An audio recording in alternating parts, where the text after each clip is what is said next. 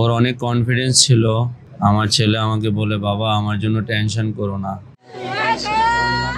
চারদিক জুড়েই শোকের মাতম, স্বজনদের আহাজারিতে ভারী কুমিল্লার দেবিদ্বারের বাতাস। কারণ 4 দিনের লড়াই শেষে বাড়িতে এসেছে মাইলস্টোন স্কুলের 7ম শ্রেণীর শিক্ষার্থী মাহতাব রহমান ভূঁইয়ার নিথর দেহ। শোকে ভেঙে পড়েছে পুরো পরিবার। বাবার মুখে ছেলের শেষ কথা, কোনোভাবেই যেন ভুলতে পারছেন না ছেলের দেয়া সান্ত্বনা। বাবা, আমার জন্য টেনশন করো না, আমি সুস্থ হয়ে যাব। ছেলের জানাজা শেষে এমনটাই বলছিলেন মাহতাবের বাবা মিনহাজুর রহমান ভূঁইয়া। বৃহস্পতিবার সন্ধ্যা 7টায় ঢাকা থেকে মাহতাবের মরদেহ গ্রামের বাড়িতে নিয়ে যাওয়া হয়। কুমিল্লার দেবিদ্বারের চুলাশ উখাড়ি বাজার ঈদগাহ মাঠে রাতে জানাজা শেষে দাফন করা হয় তাকে। এ সময় মিনহাজুর রহমান জানান, মৃত্যুর আগেও মাহতাব ভেবে গেছে পরিবারের কথা, সান্ত্বনা দিয়েছে বাবাকে, বলছিল তার জন্য চিন্তা না করতে, দ্রুত সুস্থ হয়ে যাওয়ার বিষয়েও আশ্বস্ত করছিল। আমার বাবাটা, ওর অনেক কনফিডেন্স ছিল। যখন আমি যাই আইসিইউতে, আমার ছেলে আমাকে বলে, বাবা আমার জন্য টেনশন করো না, আমি ভালো আছি, আল্লাহ আমাকে বাঁচাই দিবে। আমিও সে আশাই ছিলাম, কিন্তু আল্লাহর ফয়সালা, আল্লাহ মহাপরিকল্পনাকারী।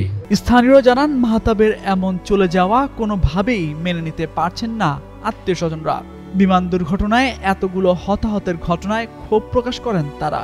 একই সাথে এমন ঘটনায় যেন আর কোনো পরিবারের কোল খালি না হয়, সেজন্য সরকারের প্রতি আহ্বান জানান স্থানীয়রা। খুব ব্রিলিয়ান্ট ছেলে, ছাত্র ছিল এবং ওনার একটা মাত্র ছেলে, খুব ভালো ছেলে ছিল এবং মেধাবী ছাত্র ছিল।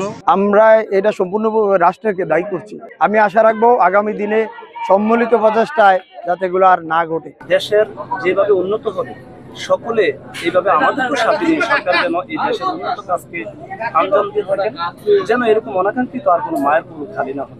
গেল 21 জুলাই হঠাৎ রাজধানীর মাইলস্টোন স্কুল ভবনে বিমান বাহিনীর একটি যুদ্ধ বিমান বিধ্বস্ত হয়। এতে অনেক শিক্ষার্থী ও শিক্ষক হতাহত হন।